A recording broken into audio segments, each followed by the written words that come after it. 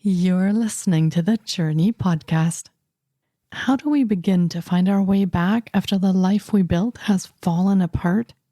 Stay with me for today's profound episode. This episode contains adult subject matter, and some listeners may be triggered by this content. Listener discretion is advised. Hi, I'm Petra Brunnbauer. What if everything we've been told about holistic health, healing, and well-being is only part of the story? Because thriving in today's world looks different than it used to. Here, we challenge the narratives, rethink what it means to become human, and explore how that shapes the way we lead, live, and step into our full potential. This is the Jōrni podcast. Welcome to today's episode. It is possible to build a life that looks exciting from the outside and still feel like we are strangers in it. We learn to perform a version of ourselves so well that we lose track of who we actually are behind the mask and the facade. Alina Roselli is a recovery and transition coach who believes we are in an epidemic of not knowing who we truly are. Through her recovery and coaching work, she is witnessing firsthand how most people are living as smaller versions of themselves without knowing it. She's developed Soul Coordinates, a portrait that bypasses the mind entirely and reveals who you actually are underneath the survival strategies. Her own journey through burnout, addiction recovery, and self-loss is the source of everything she offers. She knows what it is to not recognize yourself. If you've ever felt hollow, stuck, or like something's off but you can't name it, this conversation is for you. Let's meet Alina Roselli.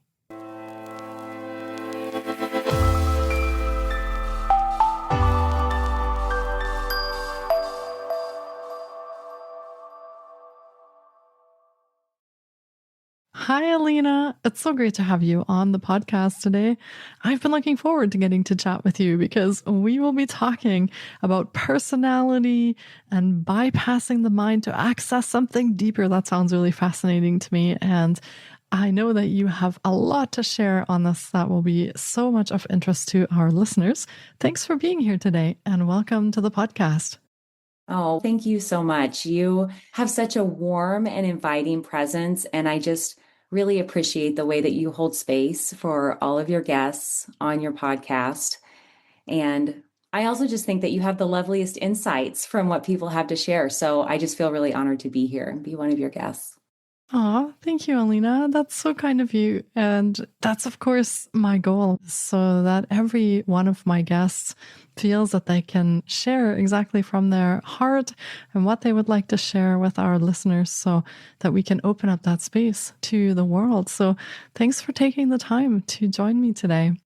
And would you like to start us off by sharing a little bit about yourself and your story or journey, the pieces of it that you feel connect to what you do today, and also tell us what it is that you do today? Yeah, I honestly had a rough initiation into the life that I live now. I basically, between 2019 and October of 2023, I just had a slow unraveling of my life, and it felt like it would never end. And I felt like I couldn't get traction, and it was a painful 5 years. And I wouldn't say that it ended there, but October 2023 is just where I started getting some traction. So when the unraveling began, I was living the life I thought I wanted. Honestly, probably from the outside, I looked like I had it together. I had been a hairstylist at that point for 25 years, and I had my own salon. I had a busy book of clients, and I was good at what I did, and I loved what I did. But if I was being honest with myself, I was increasingly becoming more and more exhausted and unfulfilled. And the truth was that every night I was coming home and drinking to cope. And I had a sense why I was drinking. I had no boundaries in an industry that certainly requires them. And I overworked because I was an enormous people pleaser and I didn't know how to say no. And underneath all of that was just this deep sense of imposter syndrome that it didn't matter what I achieved professionally, it just wouldn't go away. And I never felt good enough. And this is even though I could objectively say that I was good at what I did. So it didn't really make sense. And it was 2019 when something just physically and emotionally snapped in me and I couldn't function anymore. And I was overwhelmed by the smallest things and my body was constantly drained. And I started to have some really dark thoughts that scared me. And so I made the really difficult decision to sell my business. And in December 2019, I walked away from my business and honestly, the only identity I had ever known as an adult. And when that year ended, I was a shell of a person. Unfortunately, 2020 was right around the corner. And so I never had a chance to catch my breath. Instead of healing, I imploded and my drinking got worse and I spiraled into fear and anxiety. And by the time 2022 hit, my drinking had honestly gotten to a place that scared me. And for the first time in my life, at 44 years old, I tried to quit and I couldn't. I couldn't even make it a couple days. And that was a real wake-up call. Here I am trying to heal from burnout, and now I'm like facing addiction as well. So I really spent much of that year just desperately searching for something that would click. I was trying to fix myself. I was going to therapy. I was listening to all the podcasts and going to energy workers and reading all the self-help books, like loving Brene Brown. And I was even doing yoga every day and just not getting anywhere. But then one day I was listening to a podcast and I heard someone describing what it felt like to have no sense of self. And I remember exactly where I was. I just stopped in my tracks because this woman was describing me and she was putting words to what I couldn't articulate. But I knew without a doubt, like, this is the missing piece. This is what I've been missing. I had spent my entire adult life looking outside of myself for answers and needing other people to validate me and just wanting to do things right by looking externally and wanting to be good, but just never thought about going inward. This was a really big aha moment, but now I'm adding something else to the list, which I describe as self-loss. So to wrap this up, I went to an intensive group therapy boot camp where they take your phone, you have no autonomy. It's 7 days of 17-hour days. It was one of the hardest things I ever did, but it broke through my stubbornness and my strong will, and I was able to just very clearly see what I needed to work on. And it was great. And I came home with all of that awareness and every intention of starting to climb out of that pothole I had gotten myself in. But I wish I could say that's where I turned my life around, but I started drinking 5 days later. And that is what plunged me into what I describe as awareness hell. And awareness hell is knowing everything that needs to change and just being completely unable to change it, right? That is a really great way to suffer. And I spent 6 months in that awareness hell. And there wasn't necessarily a rock bottom, but just the daily assault of that awareness hell that got me to October 29, 2023, my day one. And my only commitment on that day was don't drink alcohol and work on calming your nervous system. Just those two things. That was it. But those two things were goals that were 7 miles high for me at the time, just those two things. And so I was counting hours and then days, and it was deeply unpleasant. But it was different than the awareness help, because this was keeping promises to myself. And this was honoring my wants and needs, even if those needs were just don't pour vodka down your throat and take some deep breaths throughout the day. But in doing that, I watched myself slowly start to say no more. And that started to change my life. And I finally started gaining some traction, and I started noticing some glimmers of self-worth. So today I have a life that I don't want to run away from. And it looks a lot slower. It's intentional, but it's peaceful and it's entirely mine. And I rebuilt a sense of self from practically nothing. And I share this with zero shame, because I needed every single day of those 5 years to become who I am now. And that is why I refer to it as an initiation, because it was truly a death of my old self over those 5 years. And that dying off is what needed to happen in order for me to cross this threshold into the life I'm living now. Wow. Thank you for sharing your journey and your story.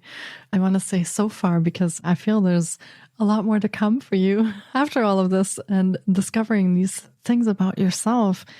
And it kind of makes me wonder how many of us are in that similar place of where we're just living our lives. We're doing this sort of on autopilot, or because our family expected it or society expected it. We might have gone to school or just started work, we didn't have a family, and we move forward from that. And at some point, something happens that really shakes us up, and we question, is this even the life I want? Am I even happy? Is this fulfilling me? So I feel that what you shared with us, it just really picks at, I want to say, that scab that so many of us have, where we start questioning these things. And sometimes that's exactly the point, is a sort of in our a little bit later years when we've done the family thing, and maybe it's time for a career change. And that's where this questioning happens. And then we have to find ways to cope with it, especially when we might not love the answers that we're getting from ourselves. So thank you so much for sharing that, and for that vulnerability and the courage to share this openly, because I feel so many listeners can relate to that and relate to how they're feeling in their own lives. And I want to ask you, what was the thing where you finally decided, tomorrow I'm not drinking alcohol, and then actually didn't drink any alcohol? So that happened at the end of October. Was there anything in particular that happened around there that made you actually want to take that step, even after all of the other things that you had tried and had done, including that boot camp? Yeah, I think about that night a lot, in that day. What it was, just the final day that I was going to sit in those patterns anymore. And there was this cycle that I would go through where I was just not standing up for myself and just going with the flow and going along to get along. And a lot of the reason why people stay in their addiction or their dysfunction is because they're scared to lose belonging. And part of my fear was, I'm going to lose my husband. I'm going to lose all of my friend group. I'm going to lose, even though I was a 44-year-old woman, 45, those things are meaningful. We are creatures of belonging. When that is threatened, it's hard enough to have behavior change. It's hard enough to release that substance from your grip. But then if you're doing it alone and you don't have community and you've lost your people, it's really scary.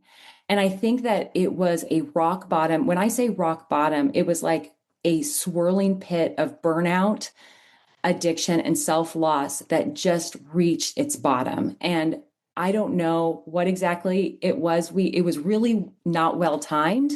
We had planned, so it was basically the weekend before we were leaving for Vegas.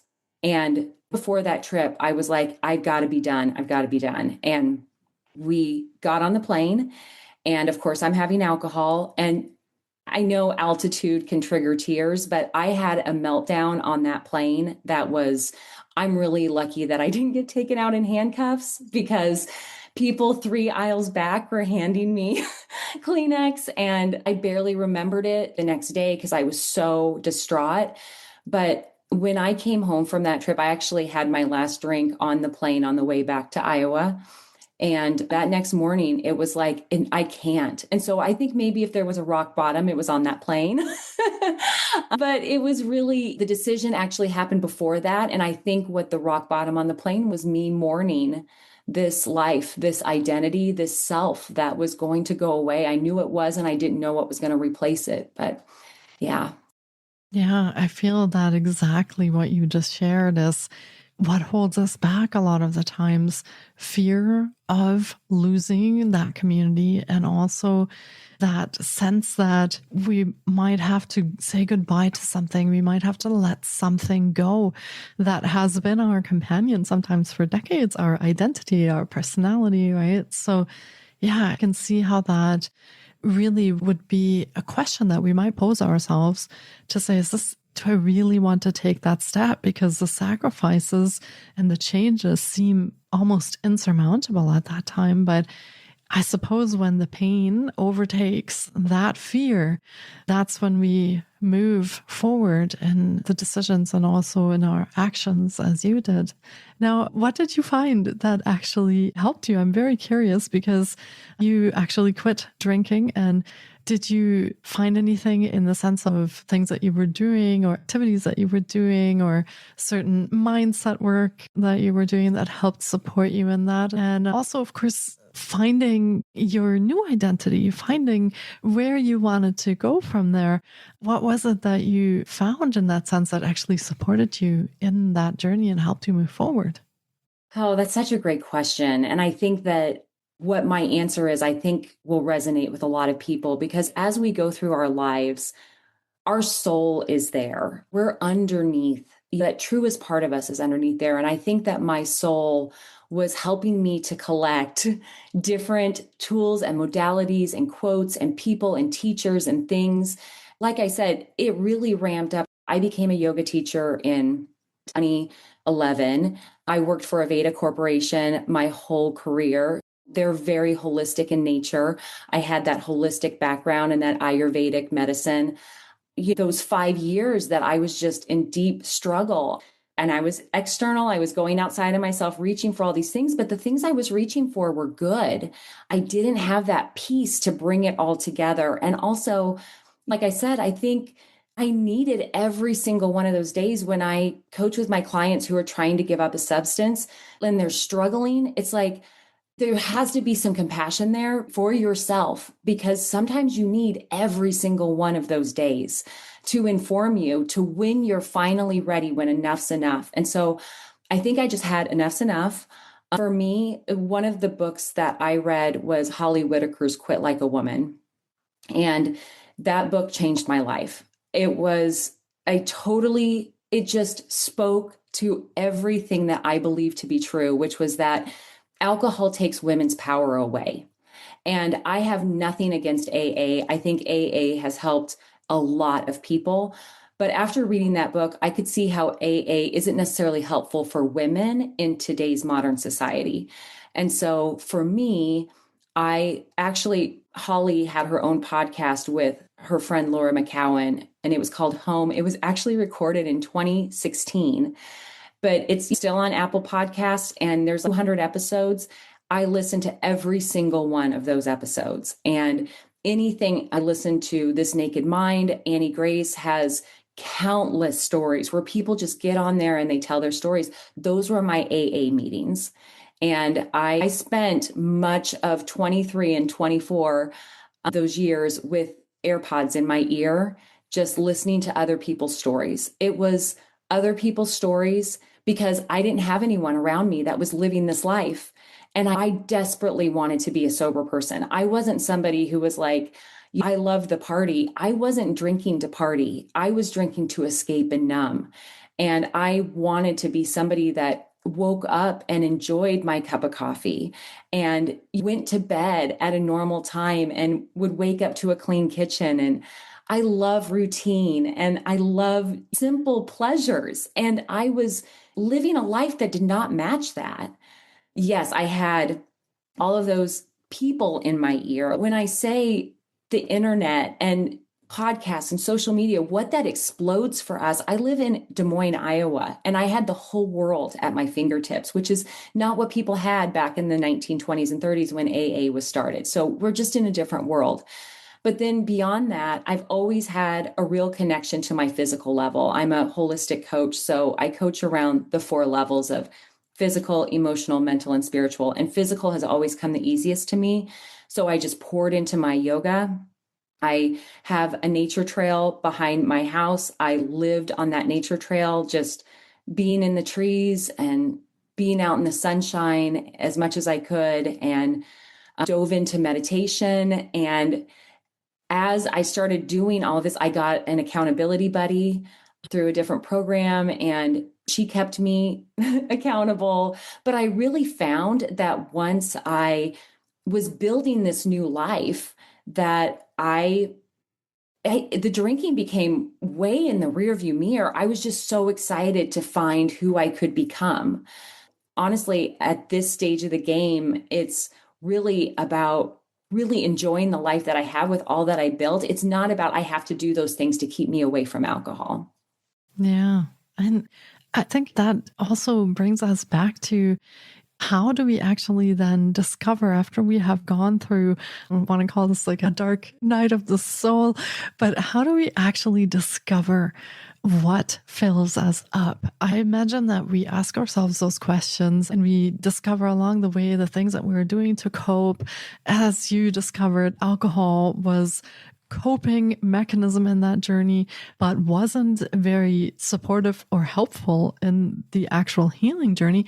How do we go about then actually finding out what we want to fill this space with, like how we want to build this new identity that has to come along? Because when we mourn something, when we let something go, and when we cut something off that no longer serves us, it does leave a void, it leaves a space.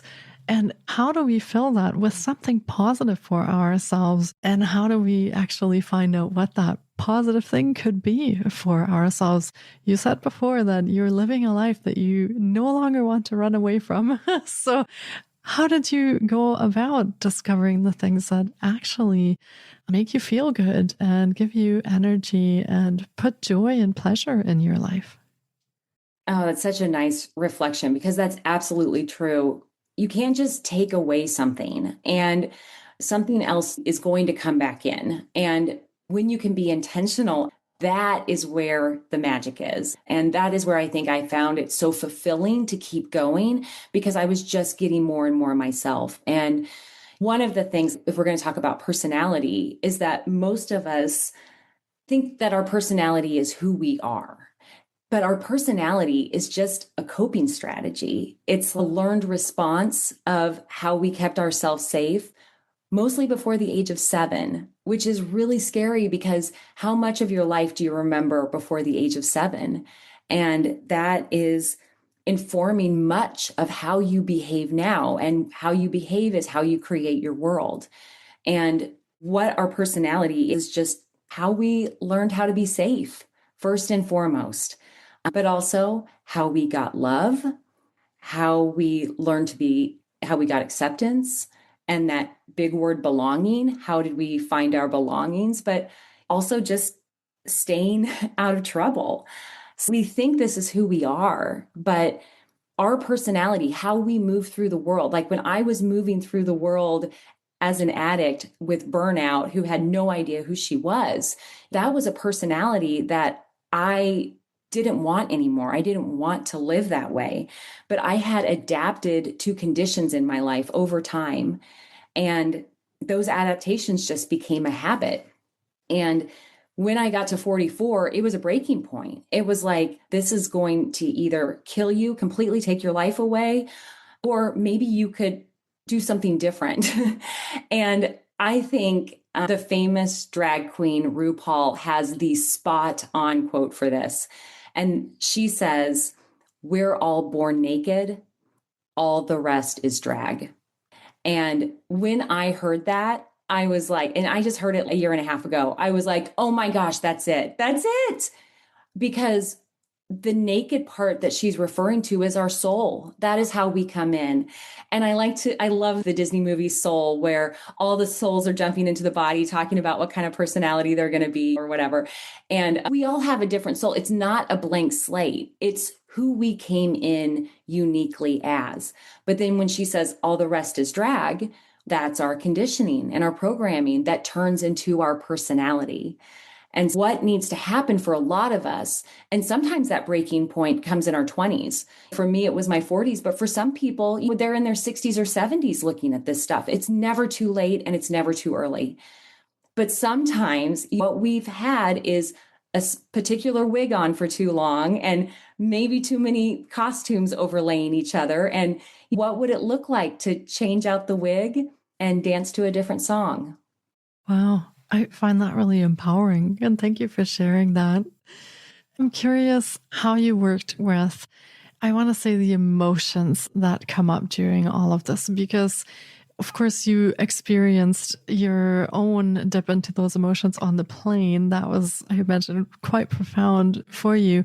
But going forward, how do you work with if there is guilt or shame that comes up, if there's sadness that comes up around everything that is happening, frustration, confusion, maybe we even feel a lot of anger at the situation, or why is this happening to me, or what is happening to me? How in all of this did you process all of these emotions that came up, and how did you find a way to give yourself that self-love, that self-compassion, and a bit of that grace that it takes to heal through these experiences? Because that, I think, is one of the more difficult things to figure out and then actually implement in our lives. Yeah, what you're naming is the part that maybe keeps people stuck for way too long, because it's really uncomfortable to feel feelings. And we're not taught in this culture how to do that. We're taught how to suppress and make everybody else comfortable, or how to distract and numb ourselves. Like the whole world has that at their fingertips. And it's increasingly becoming real easy just to sit on the couch and watch Netflix and just say, not today. But in order to feel better, we have to become better feelers. We just have to. And in order to do that, we have to, there's a few ways that we go about doing that. But first and foremost, I think, is dropping below the neck and getting into your body. And most of us live from the neck up. And we live in a very left brain society where everything is so mental and everything is thoughts, and we're just really stuck in our heads. But that's where we got stuck in the first place. And being disconnected from our bodies is really not useful. It really, the anxiety and the spinning and the overthinking is all up in the head. But once we drop down into our bodies, it makes it so much easier. So first of all, like it's not always natural for most people. So again, I like, whenever I work with people, I like to find what is most comfortable for them, because like I had somebody say to me, like, don't tell me to breathe. Everybody's telling me to breathe, and that's just stressing me out more. And like, I totally get it. Like sometimes when you're panicking, the last thing you want to do is focus on your breath. So there's all different ways about going about it, but there is so much wisdom in our bodies. And when we're able to really slow down, we can't feel our feelings when we're going 60 miles an hour, 3 lattes deep with a checklist that never gets done. So it's really important to slow down. And when you slow down, like, what makes you naturally feel good? Is it a walk in nature? Is it laying on your couch and listening to binaural beats? Is it dancing with your body when nobody's watching to music that you love? There's all different kinds of ways to tap into it. But once we can really learn how to regulate ourselves and come back into center, because we can't feel our feelings when we're in fight or flight. And most of us are stuck in fight or flight. And we're not meant to be that way. We're meant to go to fight or flight for information and then come back to baseline. That's kind of step number one, is let's get you back into baseline. And there's all different kinds of ways to do that. And I find that nervous system regulation is kind of in a moment right now. There's a lot to talk about, and I wonder why. There's just countless ways. Sometimes just taking an Epsom salt bath for me feels amazing. And then I can start to focus on my breathing and then feel like what's going on with me. And I'm just taking that time to really be present with it, because this isn't my original thought. That somebody came up with this, and I don't know who off the top of my head, but most emotions run through us 60 to 90 seconds if we feel it. So it's that stopping and feeling. And I do it like the way I do it is if I'm raising a 14-year-old daughter right now, and there are times where something happens and I'm fully triggered and I know it's from my own childhood and I'm a mess. And I'll go into my closet where I do a lot of my processing, and I just try to slow down. And I'm like, where am I feeling this in my body right now? And oftentimes it's in my chest, or it's in my throat, or it's in my stomach. It's somewhere. And I just breathe into it, or I pay attention to it. And the thing is, it's not wrong to be feeling that way. Whatever your feeling is, if it's anger, if it's resentment, if it's disgust, we have all of these feelings. They're information, and none of them are bad. And I think sometimes in the personal development community and spiritual communities, it's all like high vibe and love and light. We want to be happy all the time, but it's not about that. It's about increasing our aperture to feel all the emotions, but then not get stuck there. And so when I feel through that, and I actually give myself some time to breathe through it and say, okay, I'm feeling grief right now. I feel really sad, and I'm just feeling sad. I don't tell a story about it. I don't need a storytelling is from the mind. You just feel it and breathe into it. It's magic. It kind of goes away. And then once it goes away, then you are able to respond. And being responsive is a totally different life than being reactive. And I think we all know what it's like to be reactive, especially if you have kids. We all want to be responsive. That's how I try to guide people, how I guide myself to feel the feelings. That's a really empowering piece of this. And listening to you describe that, it's sometimes just giving ourselves that space that we are just not taught to give ourselves. We do give it to often a lot of other people, our family members, our friends and siblings, but to give this to ourselves is sometimes one of the harder things that we do. So yeah, absolutely. Such an important piece of this, I feel. And Alina, you are now guiding people through this. You're now supporting them on their own journeys. And as you said, unfortunately, this seems to be coming up more and more in people's lives, that we are living with disconnection, with loss of ourselves, loss of identity. At some point, we become aware of this, and then it starts posing challenges in our lives. How do you now work with your clients and with people who are experiencing this? And what kind of things do you offer for them to connect with you on? Namely, I work with people on how to come home to themselves. And there's all different kinds of ways to do that. I call myself a recovery and transition coach. But really, when I say recovery, it's not just drugs and alcohol. It's people are recovering from all kinds of things in their life. And nobody lands on this earth and has Disneyland for a life. We all have pain points.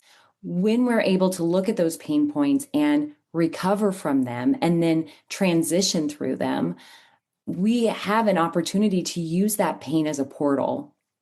And what that portal does is it gives us a gift to access something that is so much more true.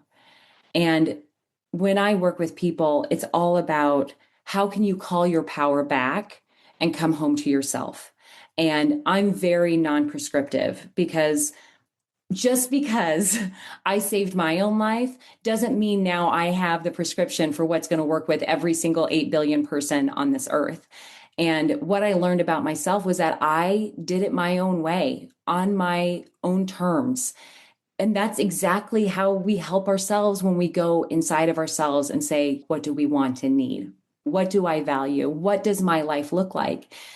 A lot of how I help people is, like I said, starting to just call their power back. And it's not once, it's a practice. It's being slower and more intentional and working through the whole holistic part of yourself. And there's the physical, the mental, and the emotional, which a lot of us are familiar with, but there's a spiritual level that has nothing to do with religion. And what it has to do with is the meaning that your life is. And I think that's the crisis that we are in right now, is this crisis of meaning. We really find it from being able to resource from ourselves and find our own way. Yeah. We all have to go on this unique journey. I feel there's no cookie cutter recipe that we can give out that will magically work for everyone. So yeah, pieces that work for some of us, pieces that work for others. And then we start putting all of that together. And what do you offer as far as your programs, services, any events or things that our listeners can connect with? What do you have on offer, Alina? I came across something that I call soul coordinates, honestly, just trying to help myself. And it just blew me away on how helpful it was. And so I started using it with friends at first and then family. And then I started using it on clients. And it's just amazing in how it helps people. And what I have learned as a recovery and through my coaching is that much of our suffering is just misunderstandings that we have about ourselves and about other people.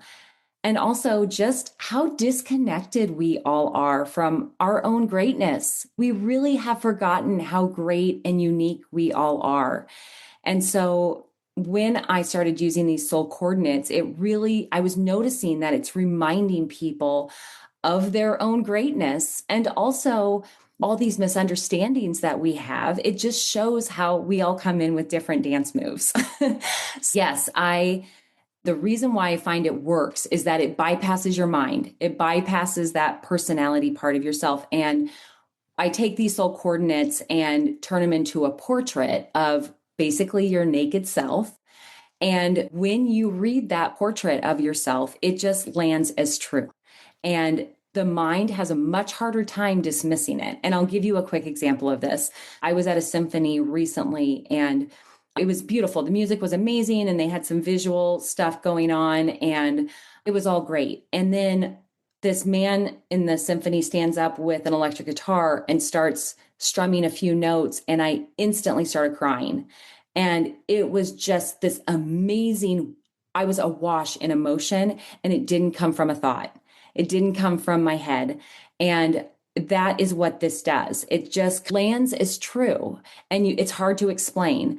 It's closer to astrology or human design than it is Myers-Briggs or Enneagram, because Myers-Briggs and Enneagram and those type of things, they use your mind. What I do is I take your name and your birthday, and it's a combination between traditional Western numerology and Jewish Kabbalah. And what I get from that is 3 numbers, which produce your life path, your soul path, and your destiny. And then I feed it into my AI that I have curated through my extensive study and research and transformational path. And these readings are just killer. And what is so great about them is that they are always compassionate, always loving, even with the hard stuff, because there's stuff in our journey, sometime in our coordinates, that is more challenging. How I work with this is I do standalone soul coordinate sessions with people where I do an intake and I attune the reading to what is going on with your life. And then if you have other people that you're struggling with, I can do theirs as well. In addition to that, sometimes it's like a really stuck issue and they might need a little bit more coaching around that. So obviously I offer coaching services, but I also am starting a group coaching container called the Naked Soul Path. It's on School. And I've developed this holistic program to just address where, why, and how we get stuck in that protective personality. And we use the soul coordinates as a foundation. And it's structured to make it your own path because we all have the answers inside of us. I truly believe that. And this program is designed to make it accessible. So there's lots of community and lots of support tools and all of that. Amazing. Thank you for sharing that. And we, of course, will be linking to all of Alina's offerings in the show notes as well. So be sure to check there on how you can connect with her, find out more about the soul coordinates work that she does. And also, if you are looking for coaching, connect with Alina and see what comes up for you. Everyone's experience is different, but we, of course, would always love to hear about how things are going for you and what you're finding when you connect with our guests on this show. Thank you, Alina, so much for being here today. Thanks for sharing your journey and your story with us. And thanks for sharing your wisdom. I feel this is part of how we heal in collective is also by sharing our stories and giving these little pieces to people that they can then connect with and also apply in their own lives. So thanks so much for your time today. I truly appreciate having you on today. Oh, thank you so much for having me. It's been a pleasure. Yeah, absolutely. And everyone, tune into our next episode, which will be coming up. And thanks for joining us today. I appreciate each and every one of you as well. You are the reason that Alina and I do the things that we do as we come together with our guests, our clients, and everyone out in the world going through these experiences. So thanks for being here today. And until next time, take care of yourselves and be well. Thank you so much for taking time out of your day to listen in. If you enjoy the Jōrni podcast, please support us by subscribing, sharing on social media, and leaving us a review. We appreciate you. And you can find more of The Jōrni on Facebook, Instagram, TikTok, and our website, thejorni.com. Sending you love and courage, and see you next time.